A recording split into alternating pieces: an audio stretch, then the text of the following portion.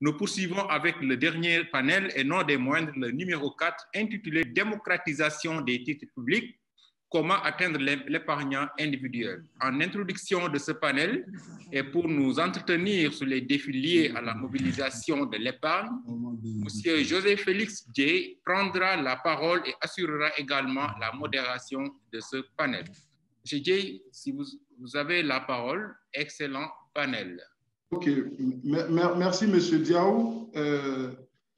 Je vais commencer mon propos par ceci. Monsieur le Président de la BOAD, Mesdames et Messieurs les directeurs généraux des trésors nationaux des États membres de l'UEMOA, Mesdames et Messieurs les membres du comité d'orientation de l'agence UEMOA titre, Monsieur le directeur général de l'agence UEMOA titre, mon très cher ami, Monsieur Adrien Diouf, Mesdames et Messieurs, en vos rangs, grades et qualités respectifs, comme il est de coutume en cette début d'année, il me plaît de vous souhaiter une excellente année 2021, faite de santé pour vous et vos proches.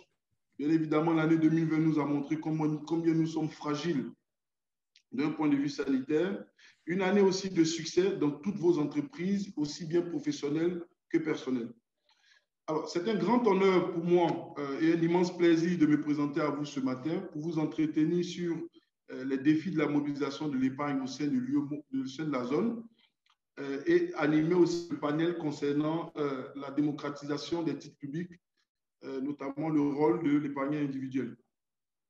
Alors, c'est l'occasion pour moi de remercier M. Adrien Diouf et son équipe de l'agence UEMOA titre pour avoir porté le choix sur mon même personne,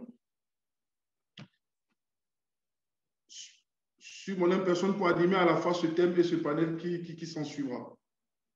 C'est un exercice ô combien délicat au regard de l'excellente qualité des interventions que nous avons pu suivre depuis le début de cette troisième rencontre. Nous nous évertuons à notre niveau de maintenir ce cap durant notre intervention. Pour moi qui suis un nouvel acteur du marché des SGO de la zone, j'indiquerai plutôt que c'est un retour à mes premiers amours concernant la gestion d'actifs, puisque j'ai passé près de 5 ans à la salle des marchés de la BCAO en tant que gestionnaire des réserves de change, mais en étant plutôt investi sur les marchés européens et américains. Ensuite, après 10 ans passés dans le secteur bancaire et intervenant sur les problématiques de gestion actifs passifs et de funding des groupes bancaires, aussi bien en Afrique centrale qu'en Afrique de l'Ouest et en Europe, je me retrouve à nouveau sur les marchés financiers, que je n'ai d'ailleurs pas vraiment quitté, pour prendre depuis septembre 2020 la direction générale de Société Générale Capital Asset Management West Africa, qui est une filiale de Société Générale Côte d'Ivoire et qui est la première SGO agréée sur le marché sous-régional. Alors, ma présentation va s'articuler autour de 3 grands points. Je vais déjà partager mon écran pour que tout le monde puisse le voir. Voilà. Je ne sais pas si c'est très visible pour tout le monde.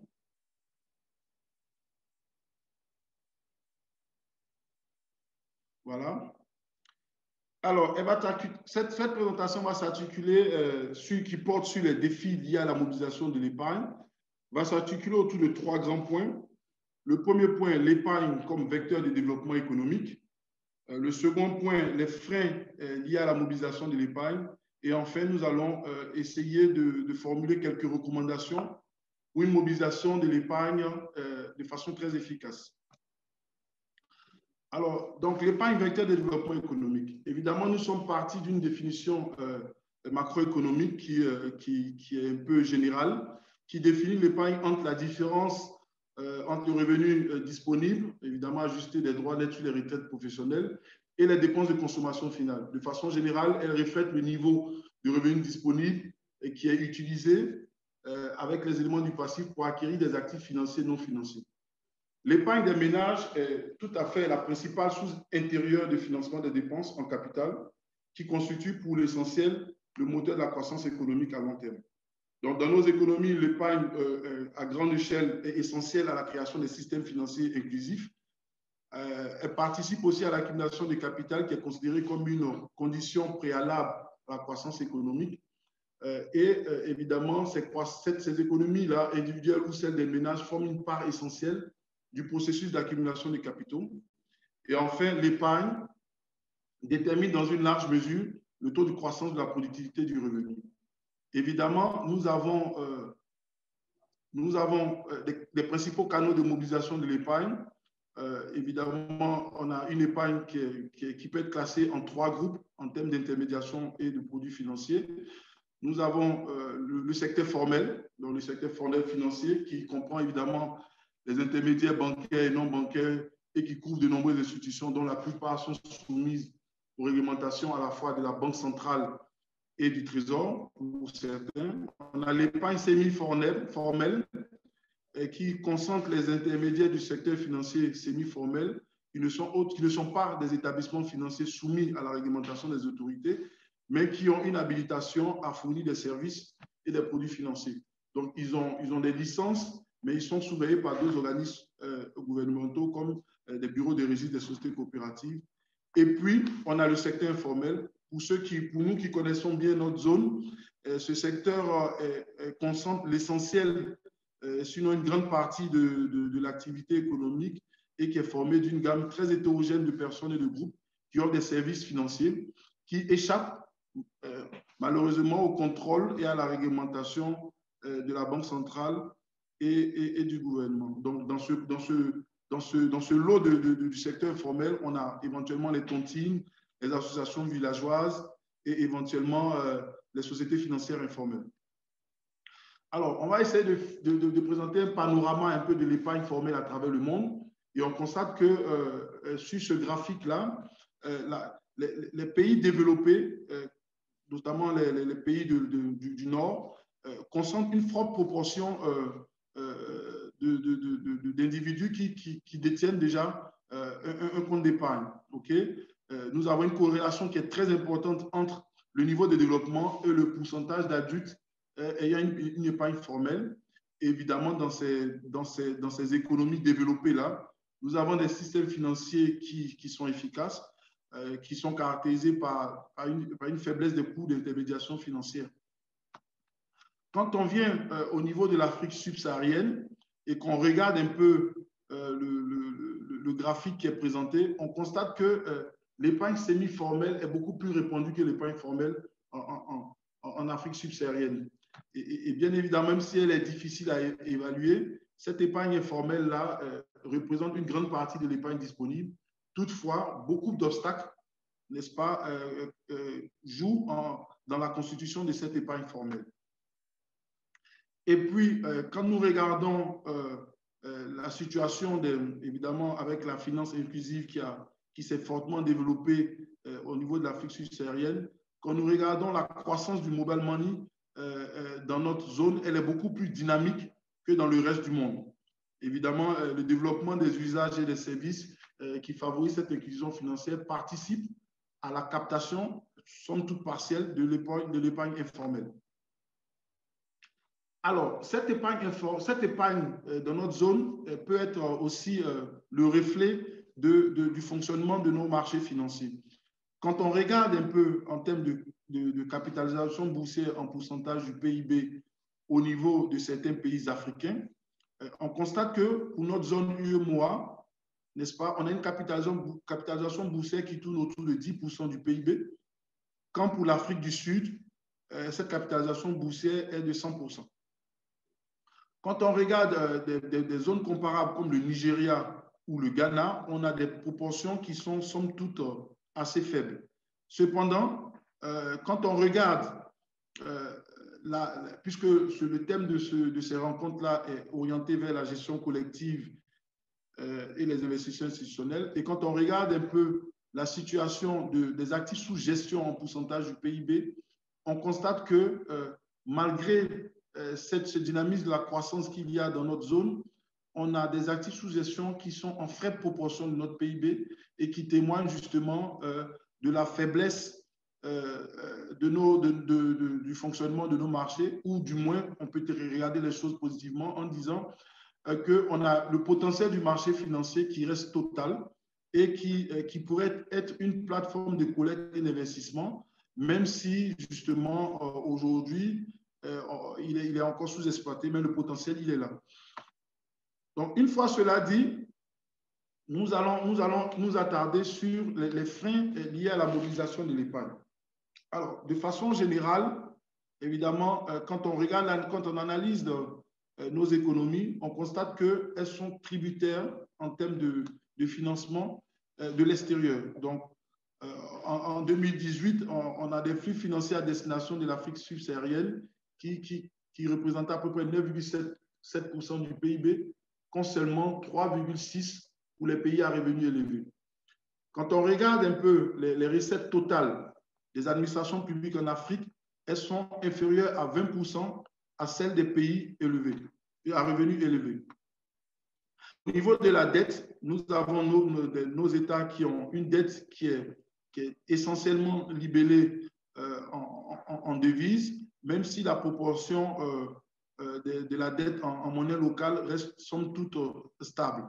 Donc, on a à peu près 70% de la dette publique de nos États qui sont libellés en devises. Et la progression de cette dette-là résulte justement du recours de nos États au marché financiers internationaux à travers les émissions des eurobonds. Alors, évidemment, les freins liés à la mobilisation des ressources aussi de l'épargne proviennent aussi de la prépondérance du secteur informel et de la vulnérabilité sociale. On a une informalité générale qui est autour, qui est très élevée. On a 86% par exemple de l'emploi qui est informel en Afrique et ce taux monte jusqu'à 90% en Afrique de l'Ouest. On a un accès aux services numériques qui est très faible. On a des coûts d'accès qui sont particulièrement prohibitifs. Quand on regarde le coût d'un giga de données qui s'élève à $7 en moyenne sur l'Afrique subsaharienne, là où il est à moitié prix au sein de l'Union européenne. On a aussi une problématique du niveau de scolarisation et du niveau d'éducation financière. On a un taux de scolarisation qui est très faible et un taux d'éducation financière qui est à des niveaux très, très, très faibles. On a aussi également une couverture sociale qui n'est pas optimisée, puisqu'on a 82% des Africains qui n'ont pas de couverture sociale. Quand on regarde aussi le niveau de bancarisation, évidemment, il est de 35% en Afrique subsaharienne, mais quand on se focalise sur la zone UEMOA, ce taux de bancarisation est à peine de 20%. Et puis, bien évidemment, on a une population qui vit dans des zones qui ne sont pas des zones urbaines et qui, justement, n'arrive pas à avoir le temps nécessaire pour se rendre dans un établissement financier, attendre son tour pour accomplir des formalités ou faire des dépôts. Et donc, justement, tous ces paramètres-là jouent contre la mobilisation de l'épargne, alors que c'est cette mobilisation de l'épargne qui peut être un moteur de croissance de nos économies. Alors, nous allons nous essayer à formuler quelques recommandations en matière de mobilisation de ressources efficaces et nous allons les définir en trois grandes parties. La première, c'est que pour nous, nous estimons qu'il faut définir la mobilisation de l'épargne comme une priorité stratégique. Dans un deuxième temps, il faut améliorer le cadre institutionnel de la collecte de l'épargne et enfin, accélérer le développement des marchés financiers locaux et investir dans la technologie et l'innovation. Alors, sur le premier thème, définir la mobilisation de l'épargne comme priorité stratégique, nous estimons qu'il faut améliorer le niveau de collecte pour le financement des entreprises, le financement des programmes du gouvernement. Les recettes totales de l'Afrique subsaharienne, l'Afrique sont inférieures à 20% de celles des pays développés. Et quand on tient compte des disparités, il faudrait justement que nous arrivions à prendre des mesures afin d'accroître l'efficacité du système de collecte. Il faut se fixer des objectifs de taux d'épargne. Je pense que certains pays l'ont déjà emprunté. Hier ou avant-hier, on a eu la présentation du cas du Kenya. Et on constate que pour la vision du Kenya à l'horizon 2030, ils reconnaissent qu'il faut la nécessité de relever le taux d'épargne qui est aujourd'hui qui est très faible, au-dessus de 30% pour garantir une croissance économique durable à 2 chiffres. Il faut créer aussi ce que nous on appelle ici des instituts d'épargne. Sur ce point, je pense qu'on a l'expérience de l'Afrique du Sud qui a créé un institut d'épargne qui s'appelle le South African Civic Institute et qui a été créé pour promouvoir les valeurs de l'épargne et inverser évidemment la tendance qu'ils avaient observée sur le recul de l'épargne domestique dans les années 80. qui était à 26% pour tomber à 16% des années 2008. Aujourd'hui, en 2019, on a constaté que ce taux était remonté autour de 20%. Et puis, en dernier lieu, je pense qu'on a eu le privilège d'avoir les patrons des caisses de dépôt et de consignation durant ces rencontres. Il faut poursuivre la mise en place de ces structures-là parce qu'elles interviennent dans le développement économique à long terme pour le compte de l'État. Notamment, elles gèrent notamment les fonds de caisse, d'épargne, d'organes de retraite, de justice et de sécurité sociale. Et comme on a eu à le comprendre ce matin, elles sont aussi chargées de la protection de l'épargne populaire et elles recueillent pas mal de fonds qui sont issus de diverses sources. Deuxième pavé de recommandation, c'est l'amélioration du cadre institutionnel de collecte de l'épargne. Évidemment, nous proposons qu'il faut poursuivre la libéralisation du secteur financier, bien évidemment, parce que la libéralisation expose les établissements financiers à une concurrence accrue qui les amène évidemment à diversifier leur offre produits, en particulier les produits d'épargne, et à élargir les clientèles en se tournant notamment vers les particuliers. Et aussi, l'émergence des institutions de microfinance et des caisses d'épargne sont essentielles pour la collecte de la petite épargne. Deuxième mesure, c'est qu'il faut renforcer les dispositifs prudentiels des établissements financiers de renforcement des organismes de contrôle. Je pense que dans cette dynamique-là, la Banque centrale et le régulateur des marchés financiers sont engagés dans cette dynamique de renforcement des dispositifs prudentiels avec l'avènement du dispositif BAL2, BAL3 au sein de notre zone.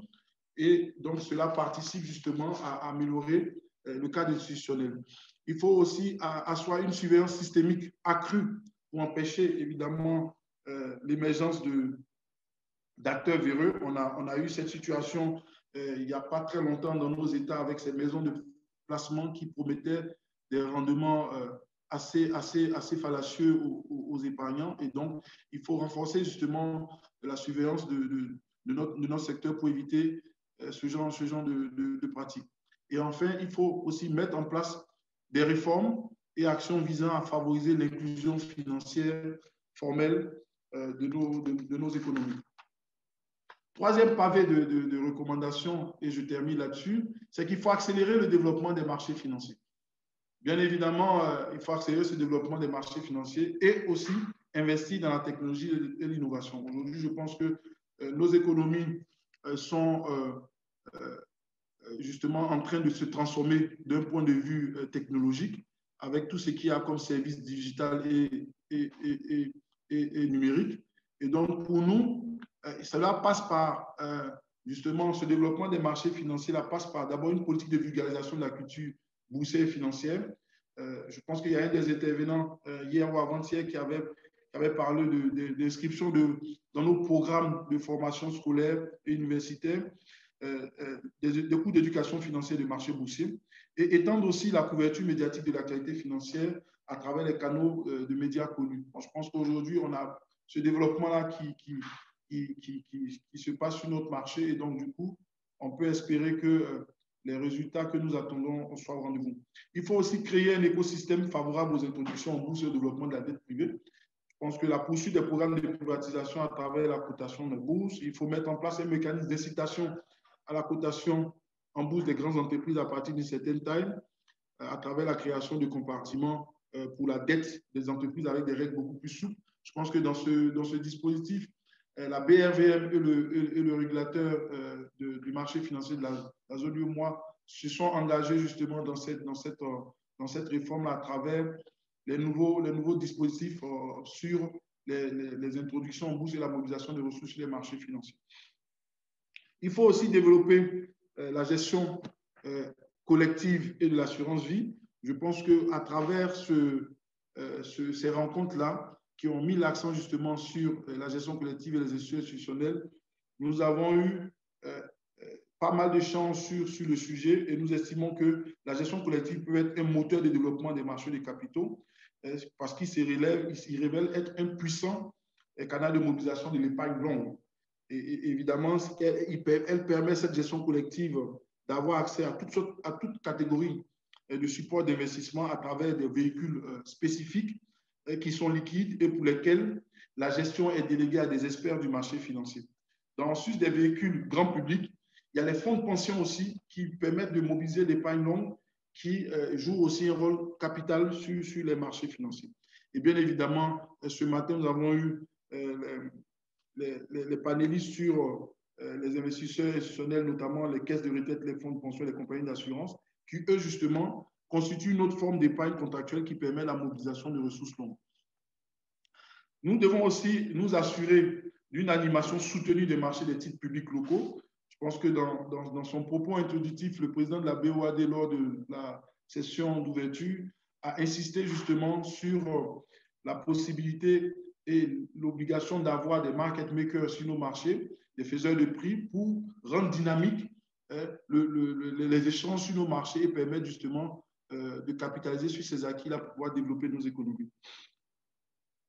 Ensuite, il faut intégrer aussi les canaux numériques et digitaux dans les outils de collecte. Je pense qu'aujourd'hui, toutes ces technologies disruptives là, qui sont en train de transformer nos économies et qui se sont accélérées avec la crise de la COVID, nous avons besoin justement de les intégrer dans nos programmes pour permettre justement de profiter de la forte croissance de la téléphonie mobile et de l'expansion de l'Internet pour créer des nouveaux canaux de collecte. Je pense que quelques SGI de la place ont commencé à lancer des applications en bourse et le régulateur même nous contraint justement aujourd'hui de pouvoir avoir ce service de bourse en ligne qui permettront aux usagers, aux particuliers de pouvoir justement atteindre ce marché qui était plutôt considéré comme un marché de privilégiés et pouvoir justement généraliser l'accès aux activités de marché aux épargnants individuels beaucoup plus facilement.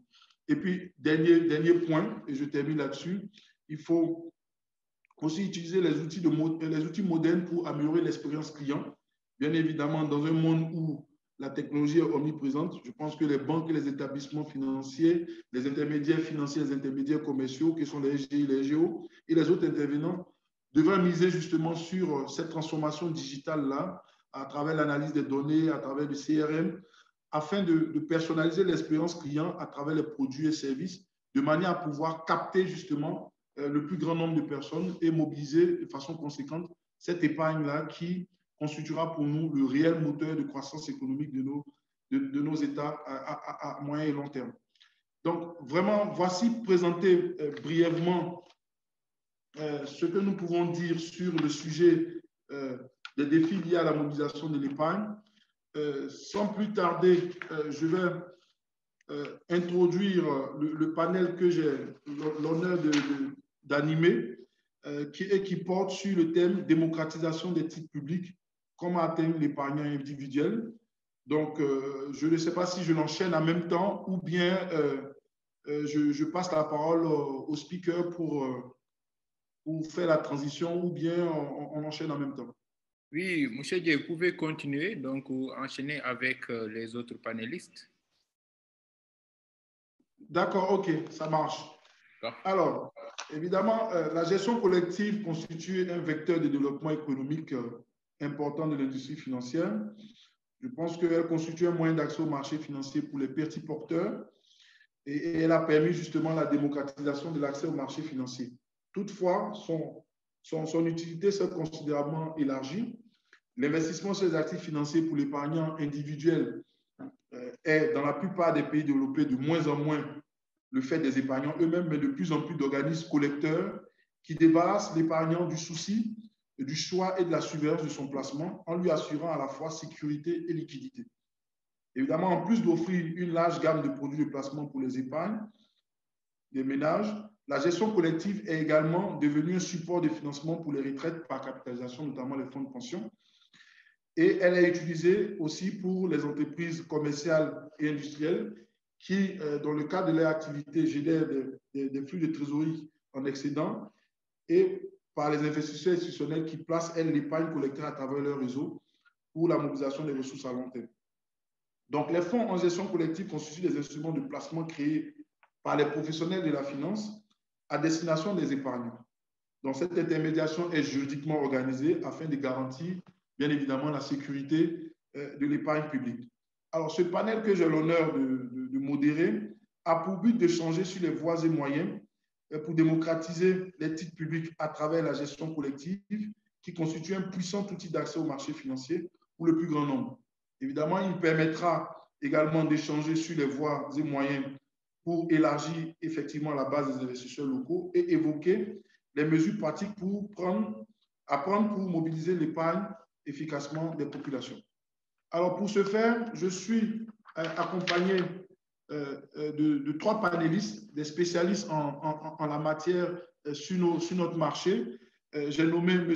Ababakar Diao, qui est directeur général de Impaxi Securities, de M. Julien Kofi, qui est directeur commercial et directeur de la trésorerie du groupe Orabank, et M. Jean-Pierre Guessan, qui est directeur régional, directeur de la trésorerie de Ecobank Côte d'Ivoire.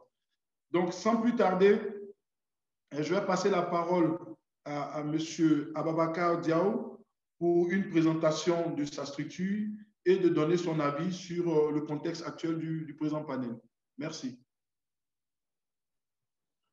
Merci, monsieur le modérateur José, et permets-moi quand même de pouvoir saluer rapidement et solennellement aussi monsieur le président de la BOAD, notre cher ami monsieur Adrien Diouf, directeur de l'agence Humo à titre, et le féliciter pour cette deuxième rencontre, encore plus dans cette situation que nous connaissons, la pandémie actuelle. Et saluer les co-panélistes, Jean-Pierre et Julien, et également tous ceux et celles qui nous suivent. Donc rapidement, sans plus tarder, parce qu'on a un créneau serré, le but c'était de pouvoir rapidement présenter Impaxis globalement, parce que ce sujet est très important pour nous. Impaxis, c'est une banque d'affaires avec 4 métiers, dont 2 plus connus sur cette activité, la partie capital qui est plus l'activité de banque d'affaires, la partie securities qui est la EGI, donc sur les activités de marché, la partie asset management qui a été lancée récemment, donc qui est plus asset management dans le côté private equity et qui est une société incorporée à Dubaï, mais donc avec une approche quelque part one-stop shop, donc où il y a tous ces métiers qui se nourrissent entre guillemets pour un service le plus approprié possible et le plus submersible par rapport aux émetteurs.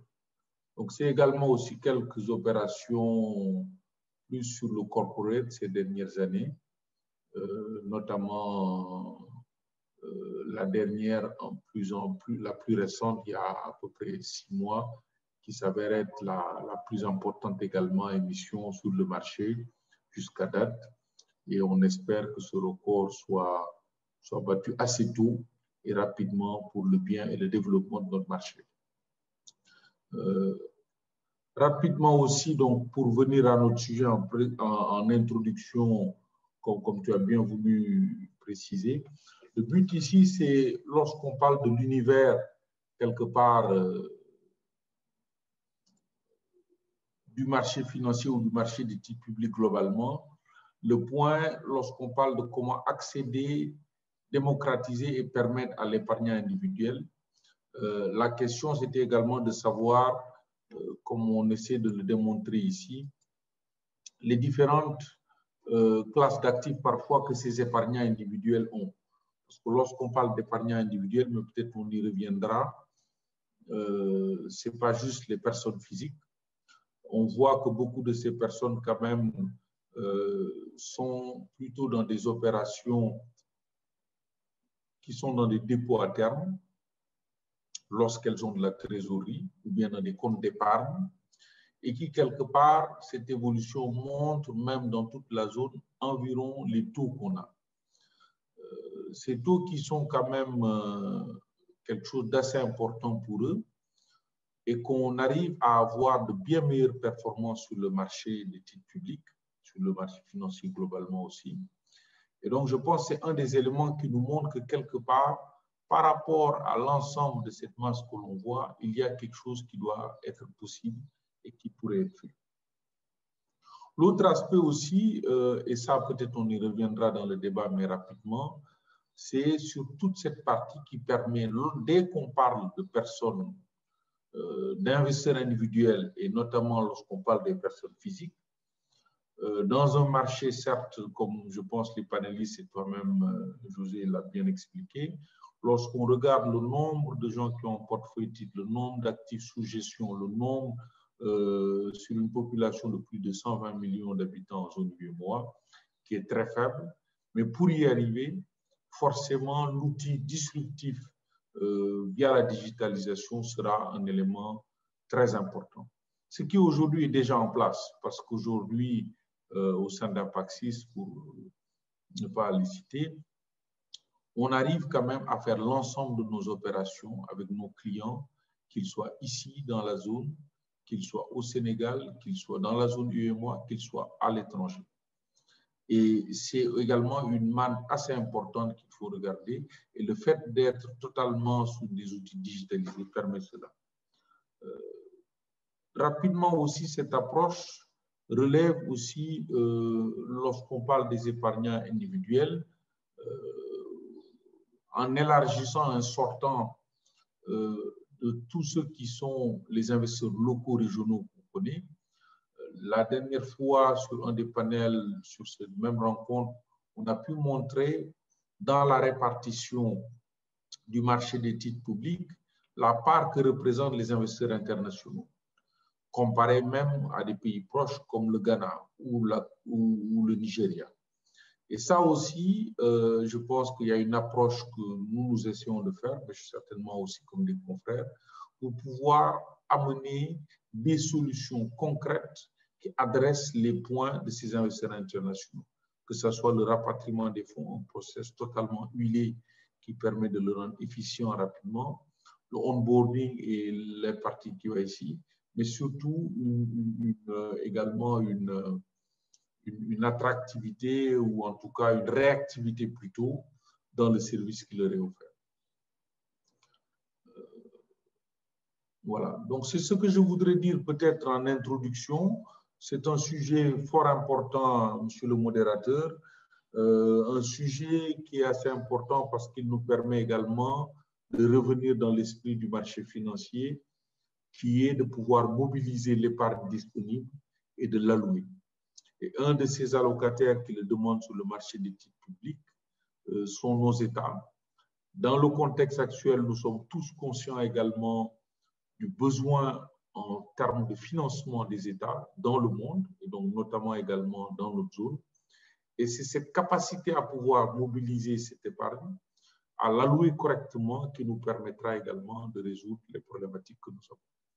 Voilà ce que je voudrais dire en introduction. Merci, monsieur le modérateur.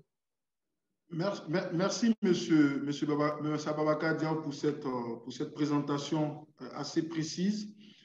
Sans plus tarder, je vais passer la parole à monsieur Julien Kofi du groupe Aura Bank pour nous donner, déjà pour se présenter à nous et pour nous donner son analyse du contexte. Ok, merci José. Bonjour à tous. Bonjour monsieur le président de la BOAD, monsieur Adrien Diouf, directeur de UEMOA Titres, et merci pour l'invitation à ce panel. Je me présente donc, je suis Julien Kofi, en ce moment directeur commercial et marketing du groupe Aura Bank et également directeur de la trésorerie par intérim. Anciennement corporate banker, trésorier de filiale dans un groupe bancaire. Je retrouve des anciens collègues ici. Anciennement également DG du groupe de la filiale UBA au Bénin et directeur de la trésorerie du groupe UBA pour les pays francophones. Ce sujet est un sujet relativement intéressant. Je suis content de le retrouver parce que c'est un sujet sur lequel j'ai travaillé des années en arrière et je suis content de le retrouver et content de savoir qu'il y a eu quand même des évolutions. Alors, pour entrer dans le vif du sujet, la démocratisation des titres publics, notamment pour l'élargissement de la base des investisseurs. Juste quelques chiffres qui ont été exposés avec les statistiques de l'agence UEMOA Titres lors des panels précédents. Aujourd'hui, on a 90% des titres en cours, comme José l'a rappelé, qui sont des titres détenus par les banques pour leur compte propre. Ça veut dire que seulement 10% des titres donc, du marché monétaire sont détenus par d'autres acteurs. Et on n'a pas le chiffre, je n'ai pas le chiffre ici, mais je sais que la plus grosse partie de ces 10% restants-là, c'est des investisseurs institutionnels. Donc, que ce soit des individus, donc des particuliers, que ce soit des personnes morales non institutionnelles, c'est-à-dire des PME ou des grosses corporates qui ont de la surliquidité qui placent, il n'y en a pas beaucoup et il ne devrait pas en avoir beaucoup. Je pense que là, les statistiques que j'avais par le passé n'ont pas dû avancer. Je regarde en même temps ce même chiffre qui date quand même de 2017, il faut que je l'avoue, dans un pays voisin comme le Ghana, parce qu'à l'époque, j'avais fait le tour des pays qui sont autour, à côté. Le Nigeria n'était pas très avancé, je pense qu'ils ne le sont pas non plus dans ce domaine. Mais le Ghana était relativement avancé et garde son avance. Au Ghana, j'avais fait la même analyse. Début 2017, je pense que les chiffres doivent être dans la même tendance. Seulement 31% donc, des titres émis par le gouvernement de Ghana étaient détenus par les banques en compte propre et 69% étaient détenus par des clients des banques, c'est-à-dire que les banques les détenaient pour le compte de leurs clients, pour le compte de tiers. Alors, grosso modo, donc, je veux dire, qu'est-ce qu'on doit faire? Il ne faut peut-être pas recréer la roue. On est allé dans le bon sens depuis, parce qu'en temps, l'agence UEMOA Titres a été créée et il y a eu beaucoup d'avancées. Mais moi, je prends la question juste sous deux angles. Que doivent faire les acteurs? Que sont les intermédiaires agréés, c'est-à-dire les banques et les SGI? Je vais parler pour les banques parce que je ne m'y connais pas, je n'ai jamais travaillé dans une SGI, mais je pense que les banques doivent démocratiser donc les titres en créant juste, en offrant ce produit à leurs clients. Offrir ce produit à leurs clients, c'est de le proposer juste. Je pense qu'il n'y a pas beaucoup de banques qui le proposent. Je vais revenir à l'exemple du Ghana, hein, pour rester sur celui-là. Tous mes amis que je connais au Ghana ont des comptes en banque, mais leur compte ne s'arrête pas au compte courant et au compte d'épargne. Ils ont tous des comptes titres. C'est-à-dire, quand quelqu'un ouvre un compte dans une banque au Ghana, il y a très peu de chances qu'il n'ouvre pas en même temps un compte titre. Mais c'est lié au fait qu'aussi, chaque semaine, on sait qu'il y a une adjudication des T-bills et c'est chaque vendredi que ça se fait. Et donc, les banques doivent démocratiser. Démocratiser, ça veut dire qu'en réalité, c'est un besoin d'investissement. Investir dans quoi? Investir dans des outils, parce que c'est une activité qui ne se gère pas manuellement. Il faut des logiciels. Les SGI ne me diront pas le contraire.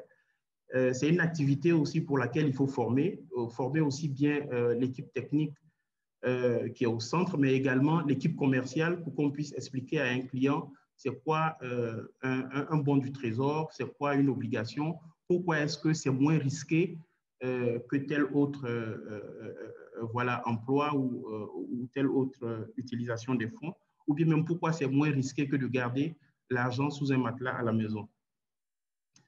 Alors, après, au niveau des banques, c'est vrai faire la promotion, proposer le produit, mais également assurer la liquidité. Assurer la liquidité de ces titres. Assurer la liquidité, c'est dire quoi? Pour dire à un client, au lieu de faire un DAT qui aurait pu être fait, ou bien au lieu de garder de l'argent à la maison, vous pouvez le mettre en titre. Il faut assurer à ce client-là qu'à chaque fois qu'il aura besoin de son argent, que ce soit partiellement, que ce soit dans la totalité, il puisse avoir accès à cet argent. Donc, ça veut dire mettre en place un système qui permette de garantir la liquidité à tout moment. C'est vrai que pour la banque, ça fait également des commissions. Quelqu'un qui vient racheter, c'est toujours avec une marge. Une autre façon de le faire également, c'est de proposer des produits de crédit qui sont adossés à ces titres-là. Je pense que la réglementation nous incite à cela, puisqu'aujourd'hui, avec les pondérations favorables que les titres État ont dans notre zone, faire un crédit et avoir en face des titres qui sont des facteurs donc qui vont atténuer la pondération en termes de consommation de fonds propres, c'est dans l'air du temps. Donc, aujourd'hui, plus qu'hier, les banques ont intérêt à faire ce genre de propositions. Donc, très rapidement, pour terminer, qu'est-ce que je pense également qui doit être fait? C'est au niveau donc, du régulateur. Quand je parle du régulateur et de ceux qui animent le marché au centre, je parle de la BCAO, je parle de l'agence UEMOA titre, et également au niveau des émetteurs, je parle donc de nos chers États avec qui nous travaillons tout le temps. La première chose, c'est d'inciter les banques à faire ces investissements. Vous m'excuserez de revenir encore sur le cas du Ghana, c'est parce que j'ai fait une analyse et que j'ai vu que c'est eux qui, à côté de nous, faisaient quelque chose que nous, peut-être qu'on ne faisait pas et qu'on pouvait faire rapidement. Au Ghana, il y a des banques qui sont SVT, donc Primary Dealers, pour les T-bills, pour les bons du Trésor. Ce n'est pas toutes les banques, donc c'est un dossier un peu comme le système de SVT. Mais les fonds que vous levez, il y a une commission fixe qui est payée.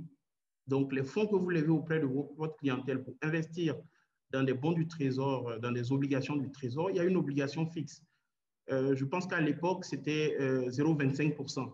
Mais ça, c'est un revenu fixe que la banque a et donc qui permet de rassurer une banque et d'aller vers des investissements dans des outils ou dans la formation d'équipe pour que ce produit-là proposé aux clients soit un produit rentable. On a beaucoup avancé sur la standardisation, je disais tout à l'heure, grâce à UEMOA titre, ça fait partie des acquis. Par le passé, on avait des bons du Trésor avec quelquefois des tableaux d'amortissement. Vraiment, c'était un peu difficile de se retrouver parce que ça a son importance quand on met en place une automatisation même des outils et que les titres sont différents d'un pays à un autre. Comment je vais dire ça? Le paramétrage est plus difficile. Je peux en parler très précisément parce que j'ai essayé de le faire. Mais ça, on a beaucoup avancé avec l'agence UEMOA titre. Également, qu'est-ce qu'il faut faire? C'est vrai qu'il s'agit de particuliers ici. Vu que le temps est compté, je pense que, et ça on en avait discuté à un moment donné avec l'agence UEMOA titre, il faut, je pense, mettre une petite plateforme, peut-être qu'elle est déjà en place, de discussion, c'est-à-dire un cadre de concertation vraiment en permanence avec quelques acteurs du marché qui sont intéressés par ces sujets, de telle sorte qu'on travaille sur la problématique. J'oubliais un point important qui est la fiscalité. Aujourd'hui, heureusement, grâce encore à l'agence UEMOA titre, on a une situation de la fiscalité applicable sur les titres dans nos États, donc par État. Mais on constate bien à travers ce document que cette fiscalité est différente d'un État à un autre. Il y a un peu plus de 15 ans ou à peu près, la chose que tout le monde savait sur les titres d'État, donc émis par la Banque centrale, c'est qu'ils étaient défiscalisés dans tous les pays. Aujourd'hui, il faut scruter chaque annexe fiscale qui passe dans chaque pays pour voir s'il y a eu des changements. Donc, je pense qu'au niveau de la fiscalité, il y a un besoin d'uniformisation pour rendre le produit très simple pour nous-mêmes les banques et aussi pour les consommateurs, c'est-à-dire les clients que nous voulons atteindre. Je sais que les questions de fiscalité sont des questions de souveraineté des États, mais je pense que ça fait partie des choses qu'on devrait pouvoir faire. Donc, je vais m'arrêter là pour mon propos introductif et puis on pourra développer plus tard. Donc, José, merci beaucoup. D'accord. Merci Julien, merci pour cette présentation. Et sans plus tarder, nous allons passer la parole à M. Jean-Pierre Nguessan, qui est directeur régional et directeur de la trésorerie de Ecobank Côte d'Ivoire. Jean-Pierre, tu as la parole. Merci beaucoup, José. Merci à tous. Je voudrais commencer mon propos par saluer et remercier le président de la BOAD pour le parrainage qu'il a accordé à ces rencontres. Je voudrais également saluer M. Adrien Diouf, notre cher directeur de l'agence UEMOA titre, pour le travail important qu'il a là-bas pour le développement du marché régional. Commençons aussi peut-être par me présenter, comme l'ont fait les prédécesseurs. Aujourd'hui, je suis en charge des activités de trésorerie pour l'ensemble des pays ayant en commun le franc CFA et auquel s'ajoute le Cap-Vert. Mais je vais plutôt focaliser mon intervention sur les pays de la zone UEMOA. Juste peut-être préciser encore que le groupe Ecobank est la première banque panafricaine, présente dans 33 pays du continent, avec une opération à Paris, quelques bureaux de représentation éclatés sur l'ensemble du globe, un à Londres, un à Dubaï, un à Johannesburg, un à Addis Abeba et un à Pékin. Et nous focalisons aussi sur Ecobank UEMOA. Nous sommes la première banque dans la région. Nous sommes organisés de sorte que dans chaque pays de l'Union, nous avons une opération. Et en plus de ces 8 opérations, on a en notre sein des services spécialisés, des services spécialisés, une SGI, Ecobank Investment Corporation, et une société, une SGO, Ecobank Asset Management. Juste un peu pour arriver vers vraiment le thème qui est très important à nos yeux, c'est de parler un peu de l'organisation d'Ecobank et comment cette organisation-là peut favoriser le développement du marché.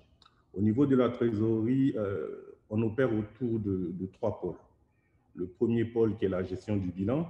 À ce titre-là, pour venir un peu corroborer les constats qui ont été faits par Julien et par Abakar, la liquidité vraiment a été investie massivement dans les titres publics, de sorte à avoir une gestion de la liquidité qui est optimisée. En plus de l'activité de gestion de bilan, nous avons encore 2 autres pôles. Le premier pôle, c'est le vente de produits de change et à revenus fixes. Et le dernier, qui est encore à une étape embryonnaire, c'est le trading des produits à revenus fixes. Et vous voyez, le fil conducteur que l'on a, c'est que les 2 derniers pôles d'activité s'inscrivent vraiment, on dira parfaitement dans le thème du jour, en créant un pont entre le marché de titres et les clients et nos clients de la banque, et en créant aussi de la liquidité dont Julien a parlé, qui vient rassurer les investisseurs qui savent donc qu'à tout moment, en fonction de leurs besoins, ils peuvent, grâce à des opérations de trading bien encadrées, pouvoir retirer leurs investissements. Donc, les activités de trading, comme je disais, sont encore embryonnaires. Elles ont été régionalisées pour avoir plus d'efficacité. Et on espère qu'à moyen terme, ça donnera un peu plus de visibilité à nos marchés, un peu plus de visibilité à nos titres publics, de sorte à œuvrer au développement du marché. Ceci dit, mon analyse ne sera pas divergente de celle qui a été faite par les prédécesseurs. Le marché reste encore fortement concentré autour d'acteurs bancaires et d'acteurs institutionnels. Pourquoi le grand public ne vient pas sur les titres? C'est des questions que l'on va aborder. Ce qu'il faut dire, moi je résumerai ça en termes très simples, hein, la distribution. La distribution couvre tous les aspects, aussi bien de connaissance du produit, de vulgarisation du produit, d'outils qui permettent d'accéder à ces produits et de pouvoir vivre aussi avec le produit, pouvoir le racheter, le revendre, sans qu'il y ait de rupture de mailles ou de chaînes à l'intérieur de cet écosystème. Nous avons l'avantage de travailler dans un groupe, comme je disais, d'un groupe panafricain, où on profite des expériences réussies d'une zone à l'autre. Julien a longuement parlé de l'expérience du Ghana. Comme il a dit, dans une vie antérieure, nous avons eu à travailler très étroitement sur ces sujets. Je ne vais pas revenir là-dessus. Mais il y a vraiment les vraies questions à se poser. Pourquoi on n'arrive pas à être comme le Ghana? Pourquoi on a l'impression que ça reste cloisonné, les activités du marché, pendant que ce marché-là devrait être vu d'une façon unique et globale? Première piste de réflexion, il faut donner de la clarté.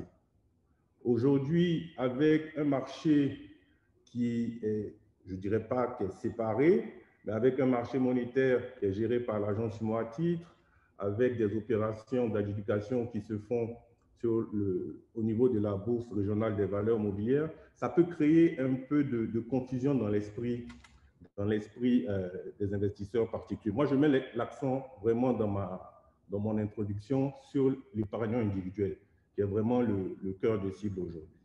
Il y a un peu de confusion à ce niveau-là.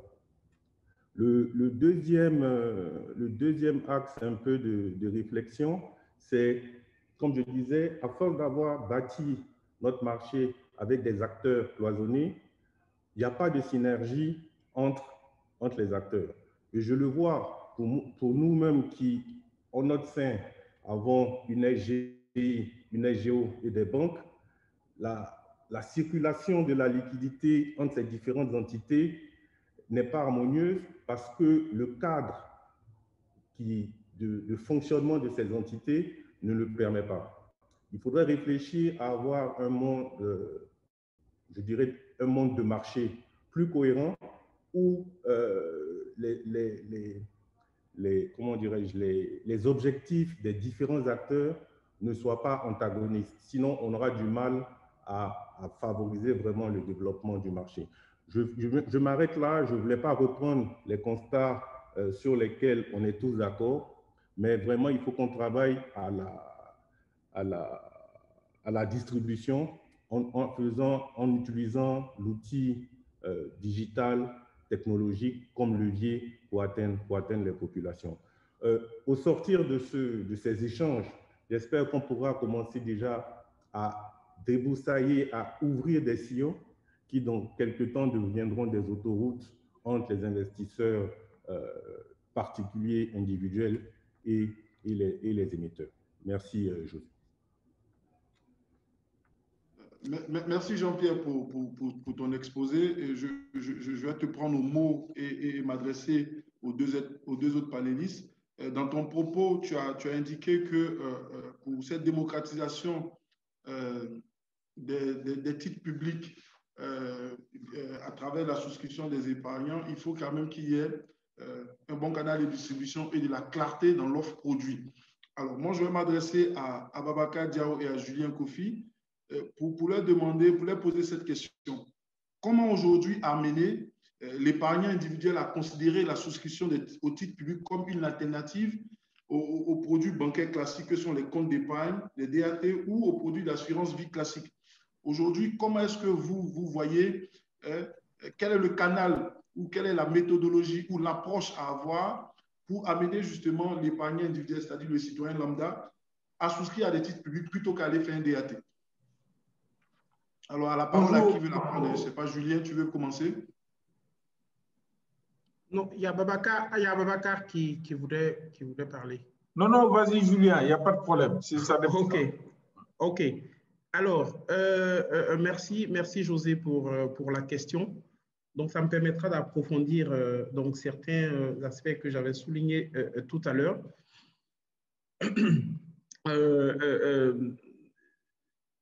Jean-Pierre a sorti un mot très important, c'est la distribution. C'est-à-dire, tant qu'on n'offre pas le produit au client, c'est un produit qui n'existe juste pas. Donc, il faut que le produit soit offert. Donc, à partir du moment où le produit est conçu pour être offert, il y a deux aspects qu'il faut regarder. Le risque. Le client va juste dire, OK, mon DAT, je fais confiance à ma banque. Mon DAT, à tout moment, même si c'est avec pénalité, je viens, je le récupère. Les sous qu'il y a sur mon compte d'épargne, à tout moment, je viens, je les récupère. Mon assurance vie, mon contrat d'assurance vie, à tout moment, je fais un rachat, je le récupère. Donc, il faut que je parlais d'abord du risque, je voulais parler du risque. Il faut qu'on explique donc à l'investisseur qu'en investissant dans le titre, c'est également un produit sûr et on a les arguments pour. Notre marché a quand même des années, plus d'une décennie d'histoire. Donc, on peut lui dire que quand l'État du Sénégal, l'État du Togo, l'État de Côte d'Ivoire émet, nous, les banques, on a toujours souscrit et on a toujours été remboursés. Donc, il faut les rassurer. À partir du moment où ce travail est fait, donc il faut l'expliquer à nos équipes commerciales dans la chaîne de distribution. À partir du moment où ce travail est fait, il faut également assurer l'aspect liquidité. Donc, je disais tout à l'heure, quand le client a besoin de son DAT, il peut le prendre à tout moment. Donc, il faut que la banque puisse lui assurer le rachat, tout simplement. Donc, à tout moment, j'ai placé 100 millions de surliquidité. Je pensais que cette surliquidité, si je prends une entreprise, c'était une surliquidité qui me permettait de les placer sur 6 mois. Mais il se trouve que 3 mois après, j'ai besoin de ces 100 millions. Il faut que la banque soit outillée pour racheter immédiatement ces bons du Trésor qui ont été initialement achetés par l'entreprise. Il faut également que les banques innovent un peu. Et je disais tout à l'heure que la réglementation nous pousse à cela. Je vois des structurations de crédit dans des banques où des gens demandent du cash call aux PME, ainsi de suite. Mais aujourd'hui, des titres publics, en tout cas des titres, des bons du Trésor ou même des obligations émises par nos États via l'UEMOA titres, ce sont des titres qui valablement donc, peuvent remplacer de la liquidité et avoir une certaine rentabilité. Donc, pouvoir expliquer le couple rendement de cette structuration-là par rapport à des cash calls qu'ils déposeraient, qui, même s'ils ont une rémunération, ne pourraient pas avoir la rémunération du titre d'État. Donc, je pense que si on arrive à mettre ce couple risque, expliquer que le risque est mineur compte tenu de l'historique qu'on a, et expliquer, mettre en place des mécanismes comme les 2 exemples que j'ai pris, soit en rachetant, notamment la banque qui rachète, soit en proposant au lieu du rachat un crédit, mais adossé à ces titres, ça permettrait en fait de rassurer l'épargnant individuel qui pourrait considérer ces produits-là. Alors, Babacar, comme toi, tu es un spécialiste de l'intermédiation commerciale sur les marchés financiers, à ton niveau, qu'est-ce qu'il faut mettre en place pour justement amener l'épargnant individuel à s'intéresser au titre public comme alternative de placement? Parfait. Merci, José. Bon, moi, je pense que le point que j'avais voulu d'abord bien expliciter, c'est que lorsqu'on parle d'épargnant individuel, il faudrait qu'on l'élargisse. Je m'explique. Bon, les investisseurs naturels, les institutionnels de la région, eux sont les investisseurs naturels. Mais si on veut donner la portée qu'il faut au marché des titres, il faut, par cette partie d'épargnants individuels, qu'on entende bien sûr les personnes physiques classiques qu'on connaît, qui ont une capacité à faire des DAT ou autres, ou en tout cas à thésauriser, qu'on puisse considérer dedans tout ce que j'appellerais les grandes entreprises, qui elles aussi, de par leur position, ont une capacité à pouvoir avoir des montants assez conséquents en termes de trésorerie, mais également tout le secteur qui est le poumon de nos économies, c'est à savoir les PME. Certes, certaines sont en position déficitaire, d'autres le sont moins, mais on peut être dans un schéma dans lequel, compte tenu de leur schéma d'exploitation, peuvent avoir un BFR parfois même qui permet d'avoir des placements sur des produits à court terme. Mais l'autre point aussi assez important, c'est le secteur informel. Le secteur informel, dans sa représentation du PIB qu'aujourd'hui, jusqu'à présent, que personne n'arrive à bien quantifier, mais nous le sentons dans tous nos pays, concentre une part énorme du PIB, de la richesse, de la trésorerie. Donc pour moi déjà, c'est d'abord bien dégrossir ce schéma de qui est-ce qu'on entend comme un investisseur, cet épargnant ou cet investisseur individuel. Sachant que les institutionnels classiques, comme on a dit, eux, c'est par définition leur métier de le faire. Maintenant, l'autre aspect pour pouvoir les y amener, je pense qu'il y a 3 questions. Une bonne partie aussi, Julien a commencé par ça. Mais c'est d'avoir cette capacité, je pense, et on y reviendra, à ce que ça soit rentable.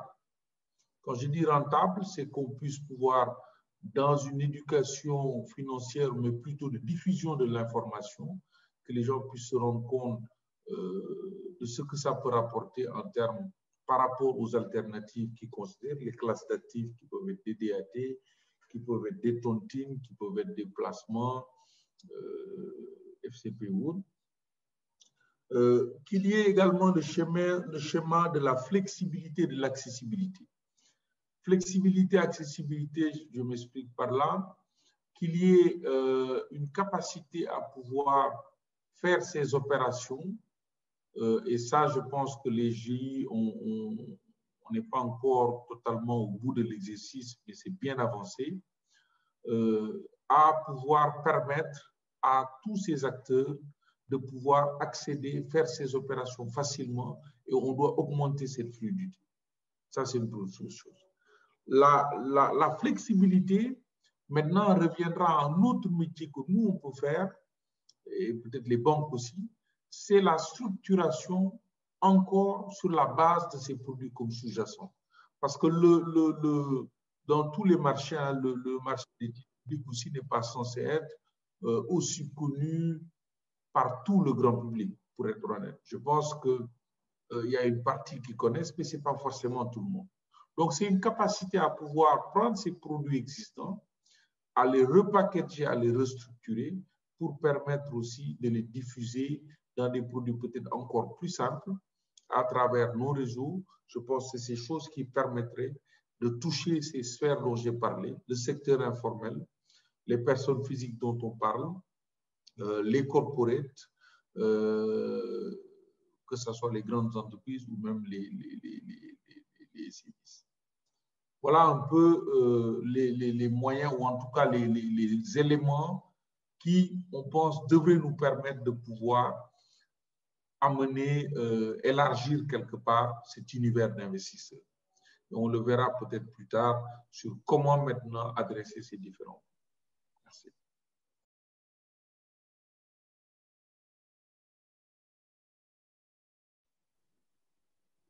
D'accord.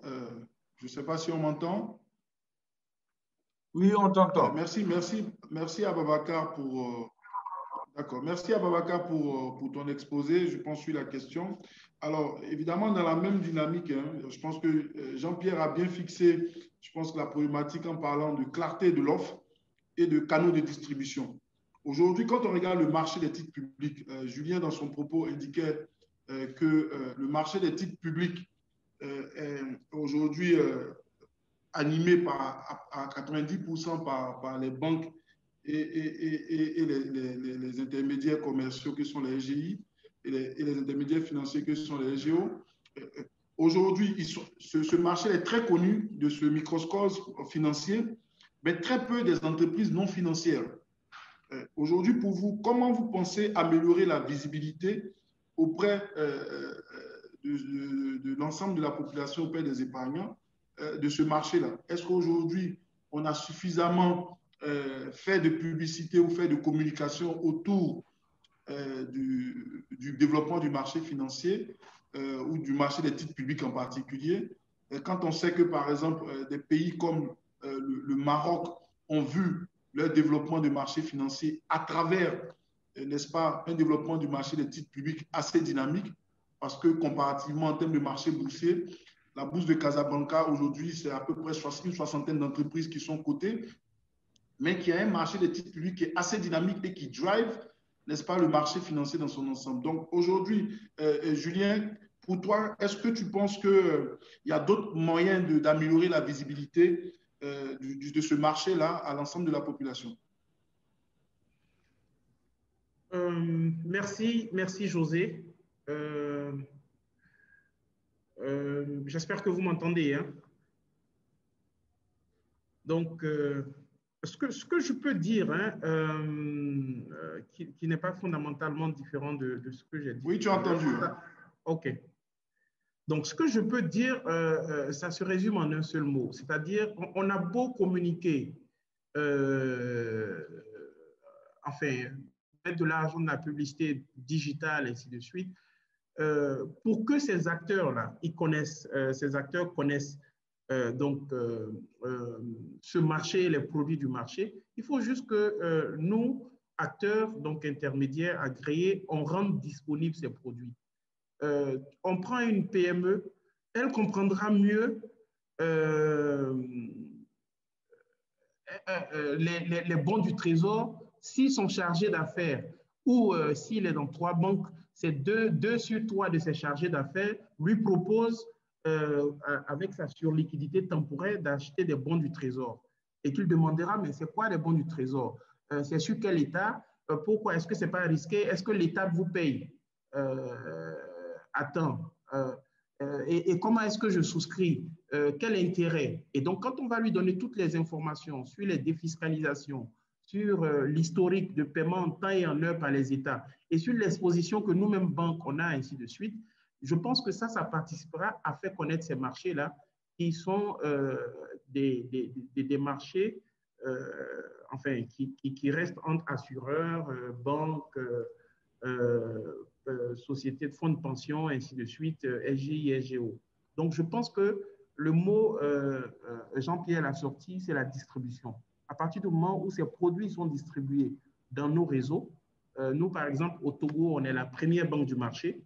On a presque une 40aine d'agences. Si dans toutes nos agences et chez nos plus de 200 sous-agents, on offre des bons du Trésor à nos clients, c'est sûr qu'on aura énormément contribué à faire connaître aux PME et aux individus ces produits-là et justement par ricochet le marché monétaire ou le marché sur lequel ces produits sont échangés au jour le jour.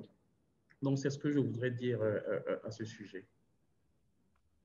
D'accord. Merci, Julien. Évidemment, dans la même dynamique de tes propos, hein, je pense que justement l'accompagnement de l'ensemble des catégories de la clientèle y est pour quelque chose dans le développement de nos marchés, notamment le marché des titres publics.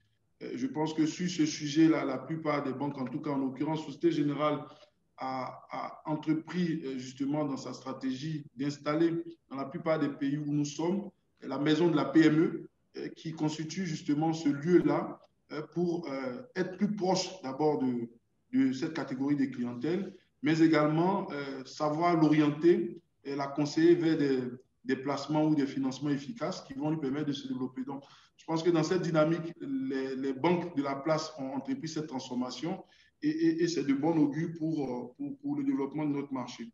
Alors, je vais peut-être basculer vers un autre créneau, puisqu'on a un marché des titres publics qui est assez dynamique quand on regarde, mais la plupart du temps, c'est un marché qui est drivé par le marché du primaire, le marché de l'émission. Et justement, à travers le travail qu'a abattu l'agence UEMOA Titres. Et donc, du coup, moi, je m'adresse à Jean-Pierre Nguessan, qui est directeur de la trésorerie, qui est un acteur de ce marché des titres publics, puisque Julien l'a rappelé, c'est 90% des banques qui sont, des émissions qui sont acquises par les banques. Aujourd'hui, quels sont les canaux ou quelles sont les réformes à mettre en place pour améliorer justement la liquidité du marché, notamment le marché secondaire, parce que le marché des titres publics, la plupart du temps, les banques achètent les titres et les détiennent souvent jusqu'à l'échéance pour des problématiques de structure bilancielle, actifs, passifs ou de placement de la liquidité. Aujourd'hui, quelles sont les actions à mettre en œuvre pour améliorer la liquidité sur le marché secondaire, de manière à pouvoir permettre aux épargnants individuels de s'intéresser à notre marché, de disposer de leur épargne à tout moment. Parce que la plupart du temps, on a un marché qui est très peu liquide. Donc, la difficulté à trouver des acheteurs ou des vendeurs ou de titres publics pour pouvoir justement faire des transactions se pose. Donc, du coup, on se demande quelles sont les mesures à mettre en place pour justement favoriser le développement du marché secondaire dans notre espace. Merci José. Peut-être avant de répondre à cette question, je voudrais peut-être revenir un peu sur les éléments qui pourraient rendre notre marché à donner un peu plus de visibilité au marché des titres. Le premier constat qu'on fait, pour moi, c'est le rôle fondamental des banques dans la résolution de ce problème. Aujourd'hui, pour ce qui concerne les acteurs, les opérateurs économiques qui ont des relations bancaires, qui mieux que les banques les connaît? Aussi bien les entreprises non institutionnelles, comme a dit Abakar, que les PME, que les clients individuels. Il y a un rôle prépondérant que doivent jouer les banques pour communiquer, pour informer, pour former leurs clients sur les produits du marché. Donc, le travail qu'il faut faire, c'est déjà s'assurer qu'en interne, les agents de banque, les conseillers clientèle, les gestionnaires de compte ont une connaissance au moins minimale de ces produits de marché et de sorte à ce qu'ils puissent, dans leur interaction au quotidien avec leurs clients, les sensibiliser à la question et afin de les amener vers le marché. Deuxième élément qu'il faut faire, comme je disais, il ne faut pas qu'il y ait de cloison. Dans les discussions que l'on peut avoir en interne, il y a des freins pour certains chargés de compte à parler des titres parce qu'ils craignent un peu de cannibalisation de leur dépôt. Donc, il faut revoir aussi le plan d'affaires des banques, que je dis qu'il ne doit plus rester en silo, mais se voir quelque chose de plus global, de sorte que cette crainte-là ne freine pas vraiment les actions qui pourraient être menées par les gestionnaires et les agents clientèle au niveau des banques. Pour revenir à ta question sur les réformes ou les actions à mener pour créer un peu plus de liquidité sur le marché et créer un marché secondaire profond, il faut déjà… on a deux termes, deux visions. Une vision à un peu plus court terme, c'est la notion de contrat de liquidité. Comme ça existe sur le marché action, il faut qu'il y ait des mécanismes par lesquels les petits porteurs, on va décider comme ça, les petits porteurs, qu'ils soient entreprises ou particuliers, pour entrer dans la définition qu'a apportée Abakar, puissent avoir des contrats de liquidité qui leur permettent d'avoir accès à leur liquidité dans un premier temps. On pourra déterminer la taille de ces contrats de liquidité, la taille de l'enveloppe mise à disposition, et cette enveloppe-là pourrait peut-être être mise en commun par tous les émetteurs de la zone. C'est une réflexion que je fais, je réfléchis tout haut, mais il faut avoir quand même un élément qui, en cas d'indisponibilité ou d'incapacité de banque à assurer la liquidité de ces parties-là, qu'il y ait des contrats ou des tickets bien déterminés qui puissent permettre aux investisseurs de pouvoir avoir accès à leur liquidité en cas de besoin. Mais quelque chose à plus long terme, qui s'apparente vraiment à une structuration du marché, un développement du marché, c'est la création de market makers. Il faut qu'on arrive à tout moment à avoir des institutions, des spécialistes, des banques qui montent des taux, qui montent des prix, qui montent des cotes, qui montent des prix à des institutions de sorte à toujours avoir des transactions sur ces marchés. Avec l'agence Humo à titre, avec des partenaires d'information financière, on a commencé à créer des pages, à alimenter des pages sur Bloomberg, on a commencé à montrer des prix aux investisseurs et tout cela va contribuer à créer de la liquidité sur le marché. Troisième élément qui est important, il faut qu'on arrive à une vraie professionnalisation des SVT. C'est vrai, on a commencé le processus de sélection, on a accordé des agréments, mais en tant qu'observateur et acteur du marché, je ne pense pas qu'on ait déjà atteint le niveau optimum du rôle que doit jouer un SVT sur un marché des titres. Voici un peu les quelques pistes de réflexion que j'ai pour apporter un peu plus de liquidité à notre marché secondaire. Je ne sais pas si, Julien, tu souhaites intervenir là-dessus ou tu estimes que les grandes orientations qu'a donné Jean-Pierre peuvent nous aider à pouvoir améliorer la liquidité de notre marché secondaire? Oui, je pense que Jean-Pierre a fait le tour des questions, mais il faut signaler en fait les évolutions que nous avons eues ces dernières années. Je ne vais pas arrêter de le dire. L'agence UEMOA Titres, par exemple, nous a mis à disposition des coupes des taux pour chaque pays. À l'époque, je me rappelle que c'est nous-mêmes qui avons construit des coupes de taux. C'est vrai que ces coupes de taux, après, chaque institution, en fonction de son organisation, va les utiliser en interne, mais on a une bonne base et régulière de sortie des coupes de taux. Et donc, ça participe à tout ce qu'on peut mettre en plus de tout ce qu'on va utiliser d'ailleurs pour rendre le marché dynamique et attractif. Donc, ça, c'est une avancée. Mais après, il a parlé de SVT. C'est vrai, pour faire des market makers, il faut que le fait d'être market maker, en tout cas le fait d'être SVT, soit rentable et qu'on puisse le démontrer. Parce que nous sommes les agents du marché. Je parle en tant que directeur de la trésorerie, mais derrière, on a des comités de direction et surtout, on a des conseils d'administration.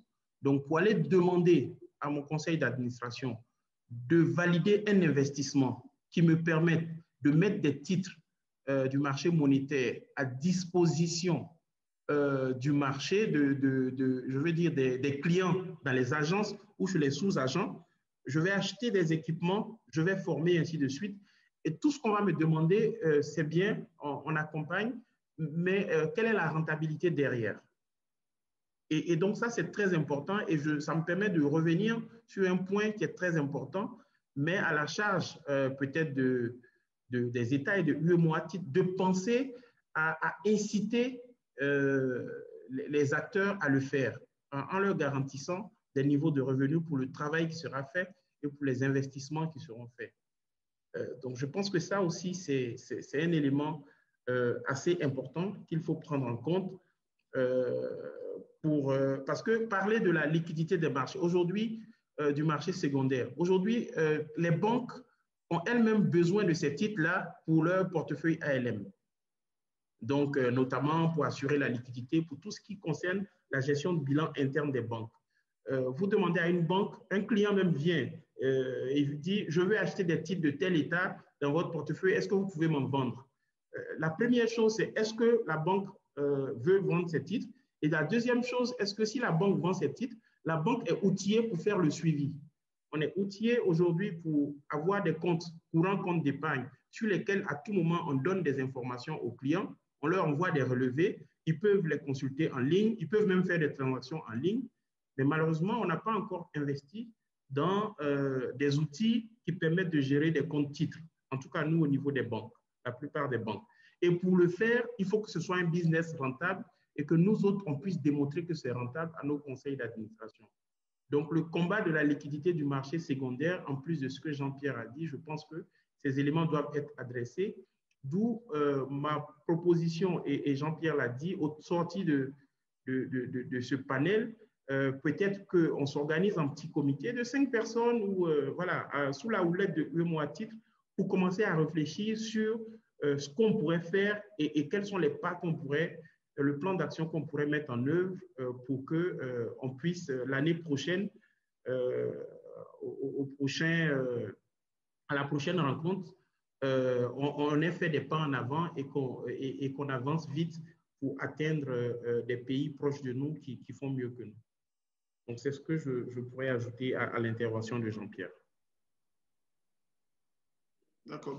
Merci Julien, merci Jean-Pierre pour vos interventions. Je pense que dans la même dynamique de rendre notre marché assez dynamique, il y a un phénomène qu'on constate quand même sur le marché obligataire. Nous avons deux types de marchés obligataires. Un compartiment qu'on appelle le marché financier et un autre compartiment qu'on appelle le marché monétaire. Alors, je vais peut-être m'adresser à Jean-Pierre et ensuite laisser la parole à Babacar sur cette question. Aujourd'hui, quelle évolution il faut envisager? Est-ce qu'il faut créer un marché obligataire unique, à la fois qui traverse tous les points de la courbe des taux, aussi bien le court terme que le long terme? Quels seraient les avantages d'une telle organisation pour l'épargnant individuel? Merci José. Notre position sur ce point-là, elle est claire. Comme je l'ai dit en introduction, il faut apporter de la clarté, éloigner toute la confusion aux investisseurs, aussi bien les institutionnels que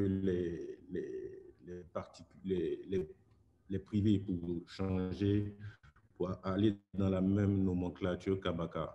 Aujourd'hui, le fait d'avoir deux marchés dont les règles de fonctionnement ne sont pas les mêmes freine, à mon sens, le développement des titres publics. Notre proposition, ce serait peut-être pas de façon, peut-être après une phase de transition, de séparer les deux marchés, avoir un seul marché pour les titres publics et un autre marché pour les titres privés et les autres éléments de marché. Et avoir une harmonisation des instruments émis tout au long avec des produits in fine, sortir d'un côté, tu as des produits amortissables, de l'autre, tu as des produits in fine. Quand tu veux commencer à faire un peu de valorisation, on a du mal et ça n'apporte pas de clarté aux investisseurs. Moi, ce serait ma proposition. Je sais que ça ne peut pas se faire en une nuit. Il faut avoir certaines réflexions, démontrer la capacité de l'un ou de l'autre de pouvoir mobiliser des montants importants. On a initié la réflexion avec l'agence Sumo à titre, mais c'est la direction dans laquelle nous devrions aller. Ça va permettre une harmonisation sur les frais, mais pour faire ça, il y a des innovations en termes de technologie. Il faudra donner à tous les acteurs les mêmes outils pour pouvoir intervenir sur le marché. Je ne veux pas dire que si c'est sur le financier, il n'y a que les banques qui pourraient intervenir. Dans les évolutions de la Banque centrale, comme disait Julien, de l'agence Sumo à titre, comme disait Julien, il y a des faits notables. L'accès à Sagetil qui a été donné au SGI.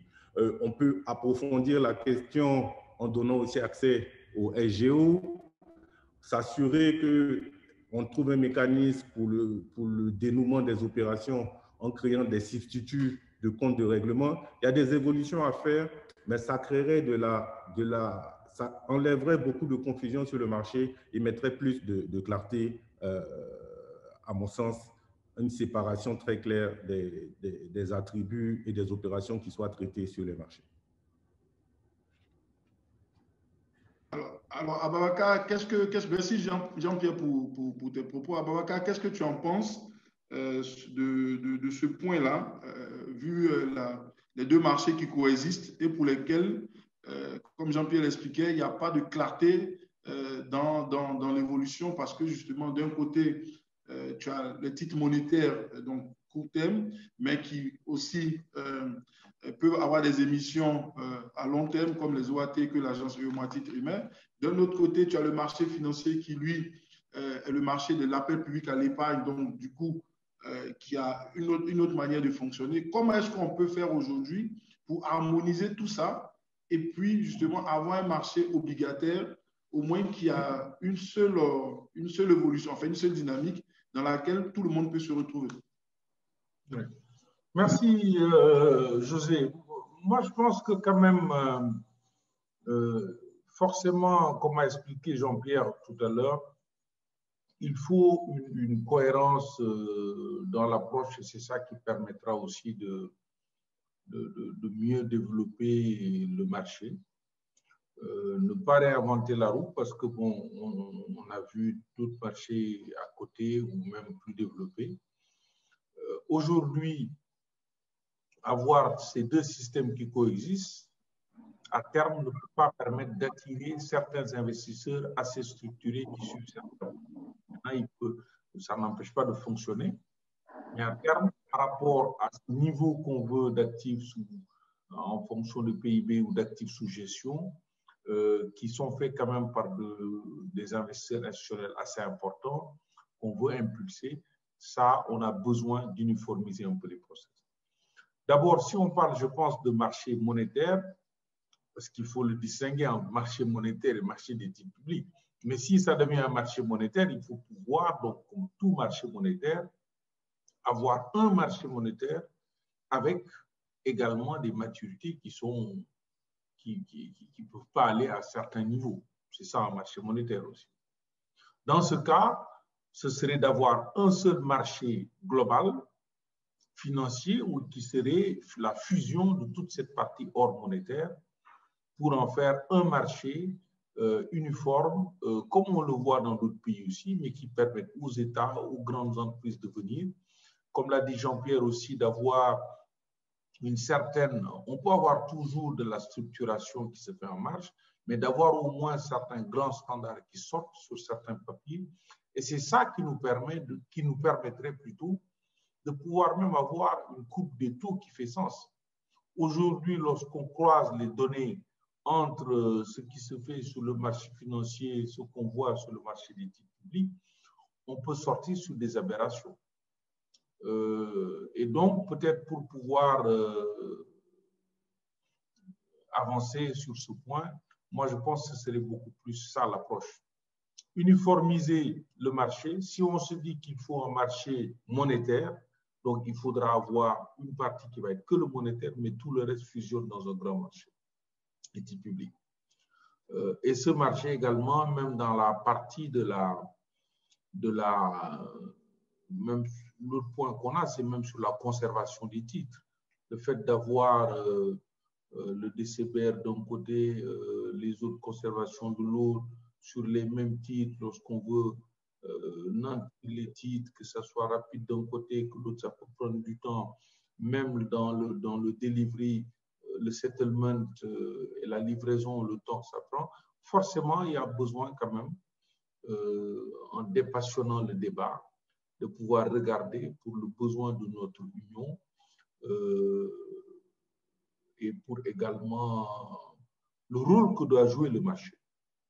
Moi, j'insiste surtout sur ce point. Dans toutes les économies qu'on a vues, le marché financier a été un catalyseur du développement des pays. Et aujourd'hui, on s'en rend compte, malgré toute la volonté qu'on aura, la réglementation bancaire qu'on voit même avec les nouvelles normes bâloises, certes, certaines des banques passent ça haut la main, mais ce ne sera, je ne pense pas, le cas de toutes les banques. Et donc, forcément, par rapport aux besoins nets de notre économie pour pouvoir se développer, pour pouvoir financer des projets structurants, pour pouvoir diversifier les sources de financement, le marché a une carte formidable à jouer, mais ça nécessite au moins de sortir des bases claires, d'avoir un schéma un peu efficient qui puisse être le premier pas, pour canaliser et optimiser l'épargne dans la région même, mais également avoir un appel au niveau du monde entier d'investisseurs qui vont venir choisir notre zone, qui quand même, il faut le montrer, s'est avéré sur ces dernières années en Afrique subsaharienne à être parmi les zones les plus résilientes. Et ça, aujourd'hui, on voit, en tout cas nous, on s'en rend compte, beaucoup plus d'investisseurs internationaux regardent aujourd'hui la zone, alors qu'avant, elle était peut-être, je ne sais pas, c'était barrière de la langue, l'aspect francophone, c'était un environnement qui n'était pas forcément si regardé que ça. Donc aujourd'hui, il y a des atouts. On a quand même des macro-trends qui sont assez importants dans pas mal de pays, que ce soit au Sénégal, les découvertes qui viennent, en Côte d'Ivoire. Donc il y a quand même les ingrédients. On parle de marché des matières premières avec les positions qu'on a sur le cacao, sur toutes ces choses. Donc, pour être efficient, il faut d'abord qu'on standardise certains des processus. Voilà. Ok, mais merci Aboubacar pour ces propos. Je pense que afin de permettre aux participants de pouvoir avoir quelques réponses aux questions posées, nous allons peut-être mettre un terme à notre discussion entre panélistes et donner la parole aux participants pour justement recueillir les questions. Alors, je ne sais pas si le speaker de la conférence peut nous lire les questions ou bien nous-mêmes, on pourra le faire dans l'onglet questions-réponses. Oui, Monsieur Diao. Oui, merci beaucoup, José Félix Séguier. Effectivement, il y a des questions, seulement qu'il faudra effectivement prendre en compte la contrainte du temps, puisqu'on a déjà dépassé largement le temps qui nous était imparti. Effectivement, il y a des questions. La première, par exemple, est adressée à M. Babacar Diaw, qui a parlé de digitalisation. Peut-on envisager des souscriptions à des émissions à travers le mobile banking, par exemple, avec des sommes qu'on peut qualifier de dérisoires, 10 000 francs, 20 000 francs, par exemple? Quelqu'un qui a un compte mobile money. Oui, aujourd'hui, quelqu'un qui a un compte mobile money, Orange Money ou, excusez-moi même de les avoir cités, mais tous ces comptes dont on parle, aujourd'hui avec Impaxi, c'est possible. Hein. Comme je disais, tout le process, et on l'a même eu aussi à l'utiliser même sur la dernière opération, pour ne pas les citer, de Sonatel, des souscriptions par ce type de compte. Donc aujourd'hui, tout le circuit, en résumé vraiment, et répondre à votre question, M. Diaw, je ne peux pas vous dire le nombre de clients que nous avons à l'étranger, dans la diaspora, aux États-Unis, en Amérique du Nord, en Europe, qui, pour la plupart, naturellement compte tenu de la distance, donc ont tout fait online et peut-être fonctionnent beaucoup plus aujourd'hui, eux, dans le cas des transferts. Mais ce qu'on a aussi comme clients, même dans la région, c'est-à-dire au-delà du Sénégal, c'est le même cas, mais même ceux qui sont ici, aujourd'hui font la plupart du temps, et ça s'y prête bien avec le contexte, le tout sans se déplacer. Donc ça, c'est déjà un processus opérationnel. Deuxième aspect maintenant, dans l'alimentation de leur compte, parce que quelque part, le compte espèce du client, c'est ça qui permet d'honorer ses engagements, que ce soit sur le primaire ou le secondaire. Ce compte aujourd'hui espèce, il peut être alimenté aussi bien, comme vous avez dit, par le mobile banking, il peut être alimenté par les autres moyens que nous avons. Et du moment où les titres sont une valeur quasiment sur le financier, pour donner l'exemple de 10 000 francs, ce n'est pas ce qu'on souhaite. On aime bien les souscripteurs à milliards, mais c'est permis de pouvoir souscrire avec cette valeur unitaire. Il n'y a pas de problème, ça se passe. Ça, il n'y a pas de souci. Et aujourd'hui même, vous pouvez mettre à défi ces clients qui parlent. Ils peuvent aller automatiquement sur le site d'Impaxis-securities.com et télécharger, faire toute leur ouverture de compte en ligne et alimenter leur compte sans même venir nous voir dans nos locaux. Merci. OK, merci. La toute dernière question. Est-ce que les banques seront en mesure d'aller sur les papiers à long terme, 5, 7, 10, 15 ans, dans un environnement où les émetteurs ont plus d'appétence pour le long terme? Comment les banques, effectivement, comptent-elles accompagner? Alors, peut-être que je vais peut-être entamer la réponse sur ce sujet et puis laisser la parole aux autres panélistes. Je pense que les problématiques d'investissement à long terme sont souvent des problématiques d'investissement institutionnel comme les fonds de pension, les assurances, qu'une structure du passif qui doit évidemment, compte tenu de la réglementation, matcher avec les actifs en représentation. Donc, du coup, il y a de l'intérêt pour ces investisseurs institutionnels-là sur cette partie longue de la courbe. Pour les investisseurs, en fait, pour les épargnants individuels, le besoin d'aller sur le long terme répond à un besoin d'épargne, bien naturellement, et justement, le marché des titres publics et les produits qui y sont associés, notamment les produits développés par les SGO et les SGI, permettent justement d'adresser cette problématique d'épargne à long terme. Après, justement, les États émettent en fonction de leurs besoins d'investissement, de leurs besoins de construction et de développement économique. Et donc, du coup, les banques qui ont des problématiques de bilan ou des problématiques de gestion de la liquidité souscrivent à ces opérations-là dans le but justement de gérer la liquidité et les problématiques d'actifs passifs.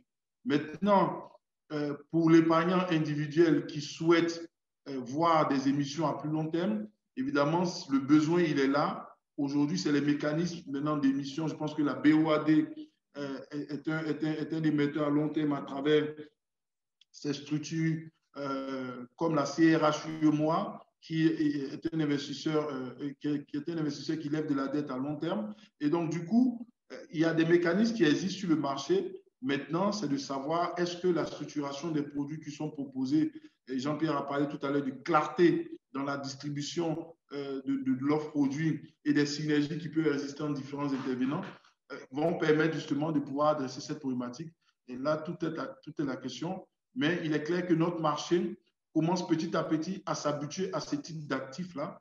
Après, c'est les banques qui dominent un peu le marché des émissions, mais avec le développement de tout ce qu'il y a comme technologie digitale à travers la bourse en ligne qui est en train d'être mise en œuvre au niveau du marché financier et d'autres canaux de distribution qui interviendront, je pense qu'on pourra aisément avoir des investisseurs ou des épargnants individuels et leur proposer des produits sur ces maturités-là. Merci, M. Gué. Encore une fois, merci. Nous remercions effectivement les panélistes pour leur captivante intervention ainsi que vous, mesdames et messieurs, pour votre attention et vos contributions.